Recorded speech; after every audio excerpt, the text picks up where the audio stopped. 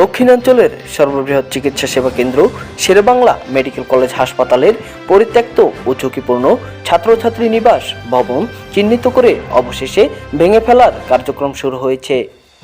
দীর্ঘদিন ধরে ভবনটি ব্যবহারের অনুপযোগী হয়ে পড়েছিল।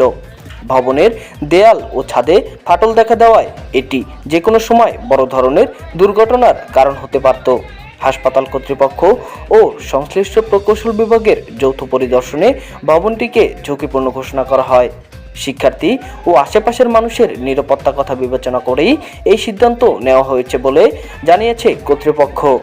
ইতোমধ্যে ভারী যন্ত্রপাতি দিয়ে ভবন ভাঙার কাজ শুরু হয়েছে এবং পুরো এলাকা নিরাপত্তা বেষ্টনী দিয়ে ঘিরে রাখা হয়েছে।